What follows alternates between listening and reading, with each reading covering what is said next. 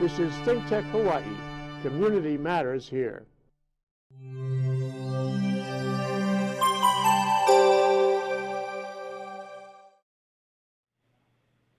Hey, aloha, and welcome back to the ThinkTech Hawaii studios. This is Security Matters Hawaii, and we are blessed today to have Moses Anderson with us. Put on your big thinking cap because we're going to be talking about the process approach. This is something that was adopted by ISO. It's a standard way to work on your management practices, and it's seen widespread adoption. Moses is going to talk a little bit about a way he improved upon that for us in the second half of our show. Moses, thank you so much for joining us today and taking time out of your busy schedule. Oh, no, the pleasure is all mine. I'm so excited to be here. Thanks for the privilege. Thank you. Thank you, sir. So this was, I had to go do some reading and a bit of studying for this topic. It's definitely outside of my domain. So maybe could you take us back a little bit? Actually, first, give our guests some of your history. I think just to kind of get much as you feel like sharing, to kind of give us a feel for your, how you arrived at this position in the industry. Absolutely. So I actually like to start only from 2013, so people don't know how old I really am. Okay. It's my new strategy. But in reality, for about 20 years, I've been in the field of information security. I started out just like most people. I was a programmer, systems engineer, network administrator. I did all of the techie stuff, hands-on. I thought that was life until I figured out that actually managing the processes behind the tools and the people is of more interest to me. And so I went back to school and got a master's of science degree in information security. That's what the degree is, but in reality, the true description for it is a Master of Science degree in secure digital business. And so I go to study a lot of intellectual property law, a lot of management system principles, critical thinking, international law around privacy and all whatnot.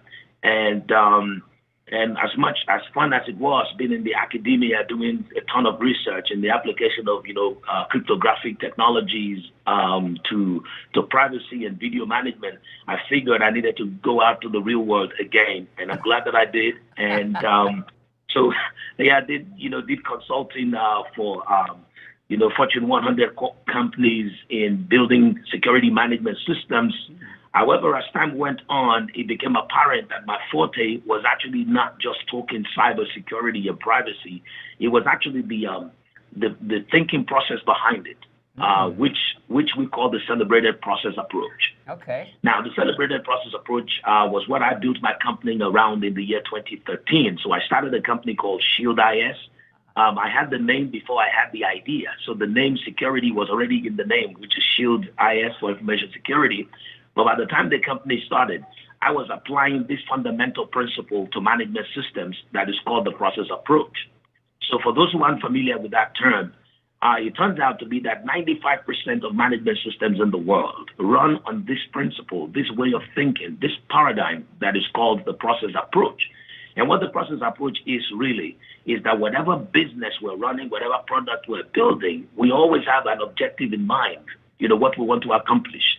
And in order to accomplish whatever that lofty goal is, we do it by a set of processes. And those processes may look random, they look disconnected, but in reality, if we look well enough, they are all interrelated. And if we can understand the working of their dependencies, building it, making it about the process, not the ego of the people, making it about the process, not the limitations of the technology, we will build a management system that will outlast the people and see the evolution of technology, while always delivering the objective or the purpose for setting up the business or implementing the tool.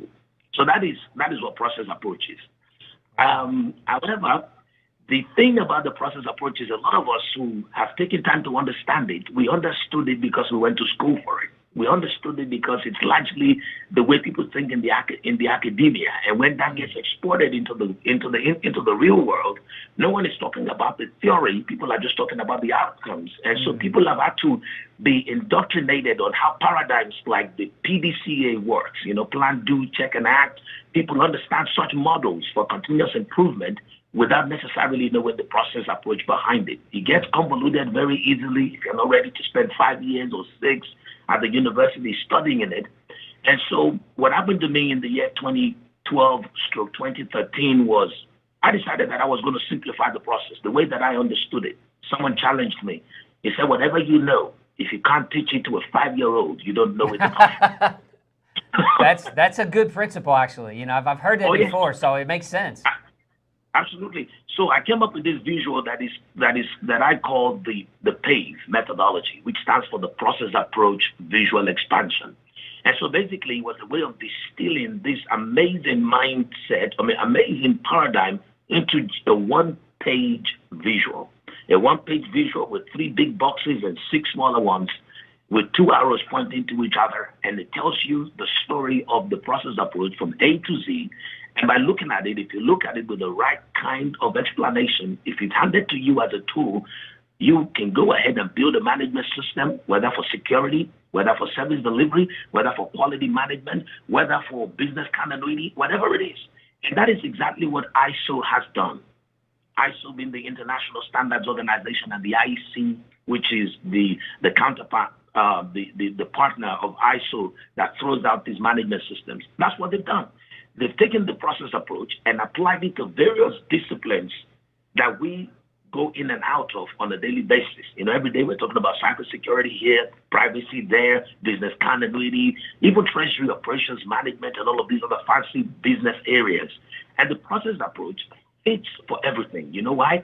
As long as you have people who require processes to accomplish their objectives and need tools and technology in the process, you can apply the management system process approach to them and it will fit just right. Wow. The advantage that I got out of it immediately was, even though my company started only in 2013, before the end of 2015, I received offers to sell the company because of the intellectual property that we had built. And by March of 2016, less than 3 years after starting the company, just a little less than 3 years, I sold the company. And that's the beauty of it. You know why? Because the people who bought the company saw an intellectual property that is not only portable, very applicable. And through that, they developed other management systems. And one of them, I actually championed the development of, which is a management system for IoT, for the Internet of Things.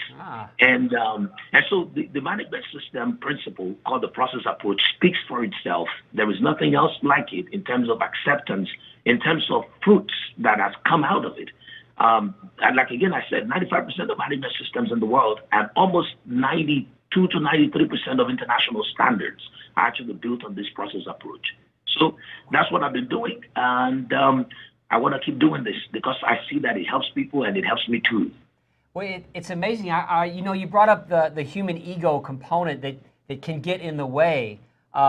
So was that something that caught your mind? Whereas if the process is built and adhered to, because it's essentially outputs feeding into inputs, which create more outputs, and so you're moving sort of in step or linearly through a process.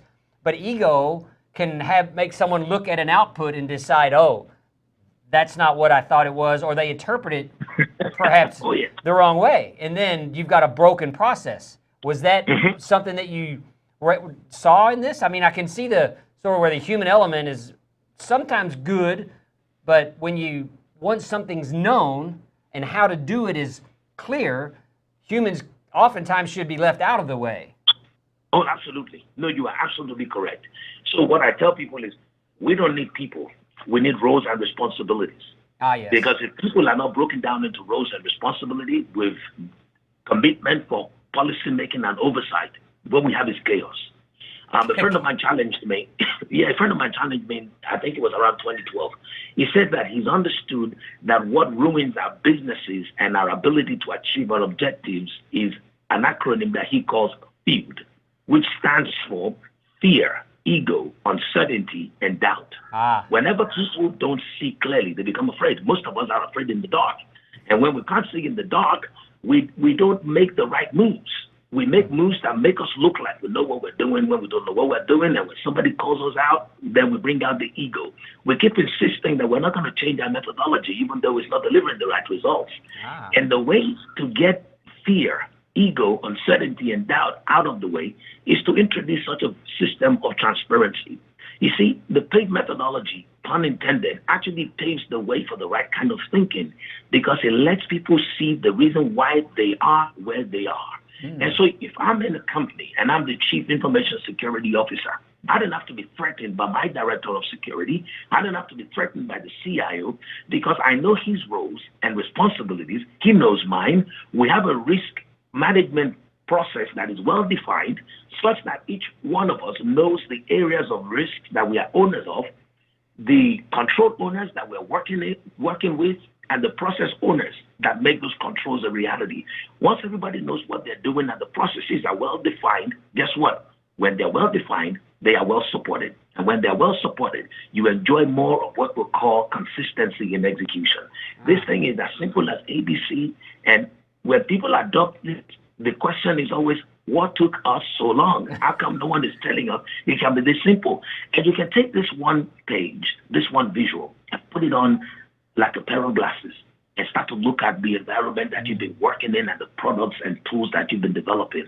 And things will just start becoming more and more apparent. Now, Andrew, let me say this. When I started with one visual. And that visual, I was able to apply it to ISO 27001 because that was what most people needed me to do at the time, cybersecurity. But since then, I've been able to map ISO 27001 to ISO 29100, which is the privacy principles, the international standards for privacy principles. I've also been able to map that to 29101, which is the integration guideline for privacy. So a lot of people build tools like pacemakers, they make up like watches that are smart watches and smart trainers. And all of these things gather sensitive information that are personally identifiable, personal health information. And they don't even know how to integrate privacy principles into those things. How much information is too much? How much information is too little? So who do we report to that we're collecting this? Those things just become so vague. And when people don't know, they make up stories. And when they make up stories and things fall through the cracks, we call them the bad guys. Well, they're not bad guys. They're just not aware of the real deal. And the real deal is adopting the management principle that actually guides you. I mean, and it can put your business operations in cruise control because everybody that comes in and they already see the path that's been set for thinking, for innovation, and as well as maintenance of whatever it is that we create. So this is not just there for creating things. It is also for evolving the maintenance culture that provides the right training and awareness because everyone within your management system then becomes empowered to become a trainer because they understand their process is enough to tell somebody else. Yeah, and that documentation is a piece often just at my level with security, physical security of facility. You walk in and there are no policies and there are no guidelines, and it's like as if everyone's supposed to know what to do and somehow magically divine it from the ether. And of course, there's confusion when something occurs, which slows down response times, and maybe people get injured or more people get hurt than should have. So it's a big piece. This process engineering plays into human lives and human safety and security more so than people probably understand or think about. And I tell you what, we'll take a break. But it's funny when we come back. We'll talk a little bit about what stops people from doing the planning. So we'll take a break. We're going to take about a 1 minute break and pay some bills, and we'll be back with Moses Anderson in just a minute. Hi, I'm Rusty Komori, host of Beyond the Lines on ThinkTech Hawaii. My show is based on my book, also titled Beyond the Lines, and it's about creating a superior culture of excellence, leadership, and finding greatness. I interview guests who are successful in business, sports, and life, which is sure to inspire you in finding your greatness. Join me every Monday as we go Beyond the Lines at 11 a.m. Aloha. Aloha, I'm Dave Stevens, host of the Cyber Underground. This is where we discuss everything that relates to computers that's just going to scare you out of your mind. So come join us every week here on ThinkTechHawaii.com, 1 p.m. on Friday afternoons. And then you can go see all our episodes on YouTube. Just look up the Cyber Underground on YouTube. All our shows will show up. And please follow us. We're always giving you current, relevant information to protect you, keeping you safe. Aloha.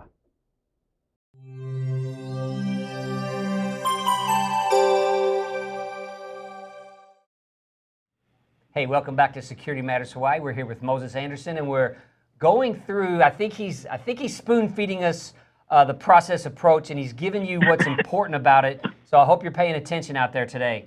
I had a question about this because oftentimes you get with an organization and you find that they haven't done that base work. You know, there are no policies. They have an approach to business. It's like, let's open the doors and everybody do something, which is chaos, like you talked about.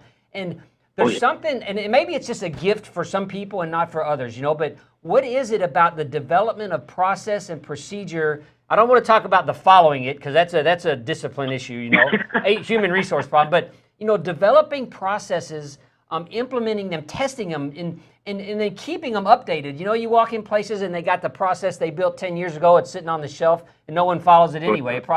It never got updated. So in your experience with this, what do you see that stops people from doing it the right way? It's written how to do it. It's not that hard.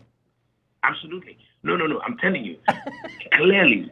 Clearly, Andrew, you are someone who sees the problems on the daily basis, because you just went straight for one of the biggest problems that this process approach has been able to solve. So the reason why we don't take steps when we are in the dark is because we don't see. So when you're in the dark, you move very slowly, and sometimes you're just like, I'm not even going to take the risk because I don't want to hit the wall. So the reason why people don't create the plans, the reason why people don't implement the processes, let's even go to the very basic one, the reason why people don't create documents that they can continue to develop, evolve, and follow. The reason why is because people don't know what to write. People find it daunting to just create a manual. It's like you're trying to turn everyone into an author of books. I see. And not everyone has it within them to just creatively write stories. But when you hand people the process approach, then it becomes very easy. Just look at each box within the process approach and write something about it. So go to your people box. So how many people are responsible for maintaining all the IP cameras that we have? Oh, then easily we can say, okay, the people responsible will be the logistics manager, the physical security director, director of IT. These are the people involved. You have about 5 or 6 people. You don't have to write their name, just write their roles and responsibilities. Sure. And then the next thing you move to, what do they do? Oh, director of facilities is responsible for working with third parties to make sure that the right spec of cameras are implemented. The IT director is responsible for making sure that the right security patches are applied to the cameras and they're behind the right firewall. Before you know what's going on, by just looking at the people and their roles and responsibilities, you've already gotten 80 to 90% of your process spelled out. And then you do what? You extract the processes, you put it in another section. And then the question is, okay, when we're doing this, what do we use? Or when we're doing this, we use this mobility server. Okay, so this mobility server, what are its requirements? Oh, it runs on Windows, it needs patching. Okay, what about the capacity? If we take it like that, we would have gone from identifying the people responsible to what they do and the processes that formulate and how those processes relate with one another, and then end up with the tools and the operating environment that we've created. And then it becomes all inclusive. Everyone participates. And when everyone participates like that, it becomes like a team building exercise.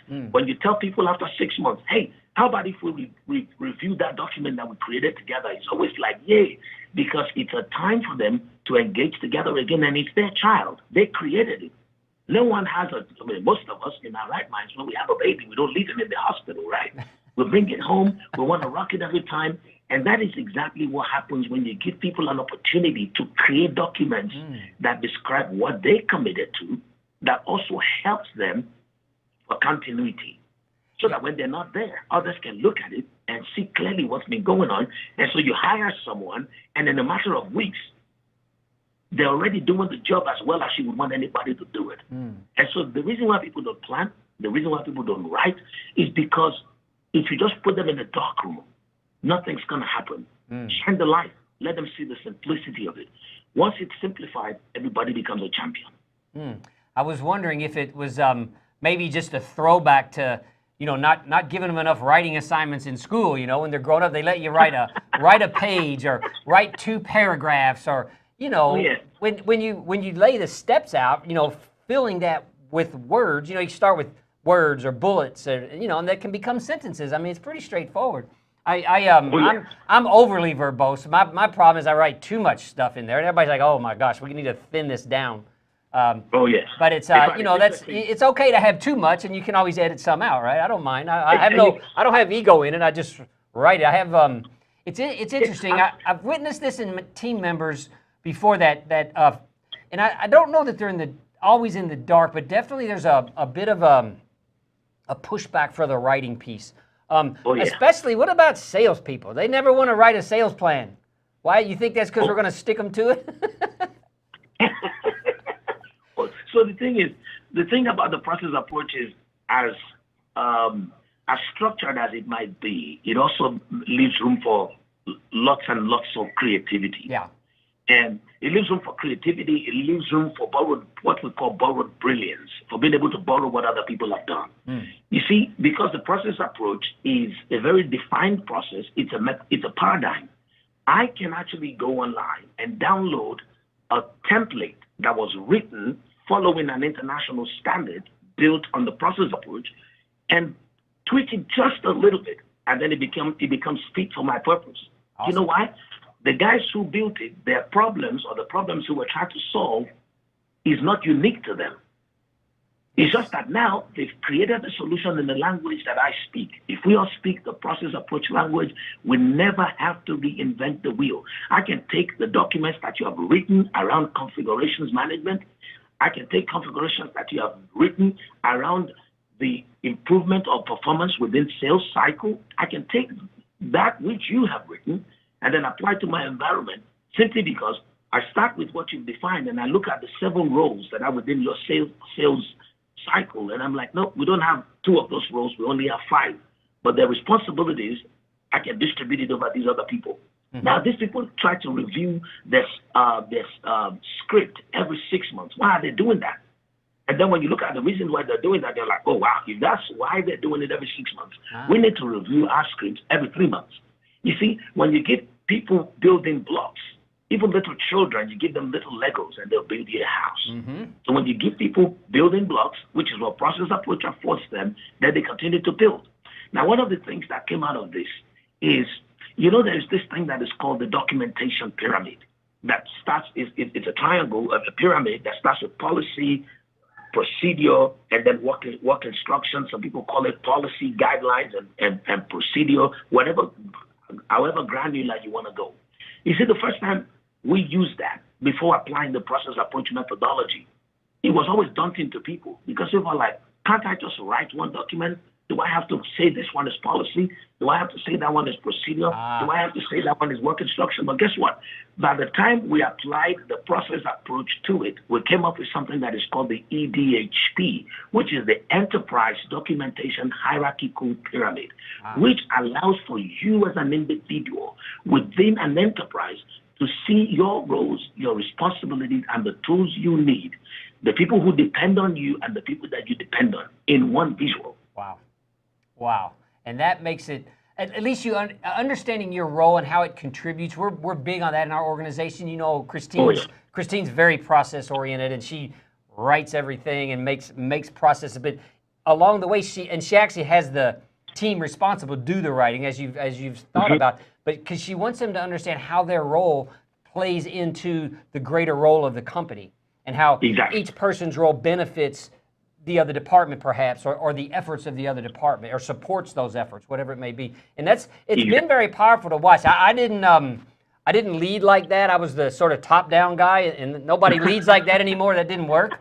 So it was great when Christine took over and actually brought in a methodology called traction. I don't know if you've seen Gino Wickman, but it's a very structured way to do what you're doing. It's not the writing of the processes, but managing with a process in and of itself that everyone understands and contributes to was really refreshing for our organization. It's been going on for years now, and everybody depends on it. It's amazing when you I guess like you said, when you come out of the darkness and you're in the light, it's like, wow, this is so simple. Why didn't we do this forever?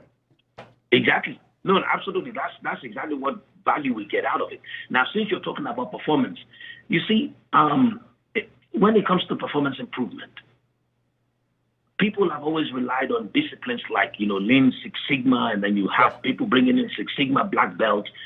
Do you know that at the very core of those disciplines, at the very core of those paradigms, they are process approach methodologies?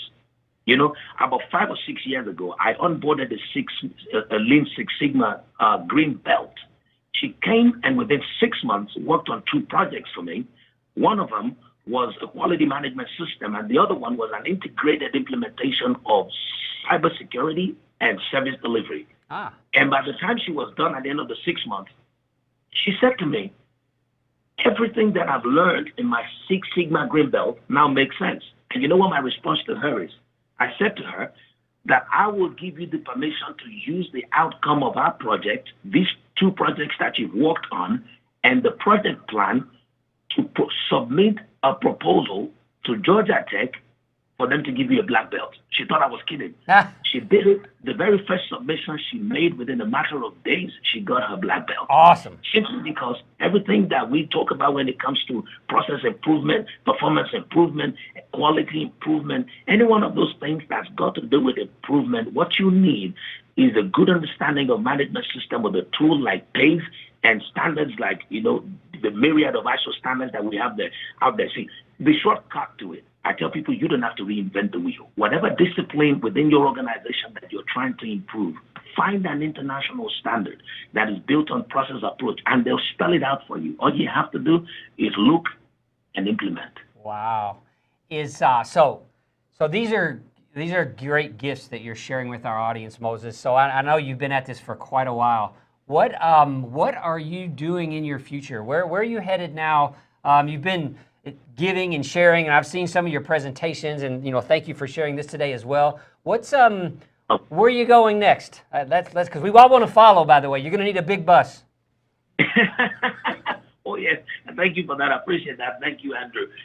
So I've come to a place now wherein I've actually accepted my role.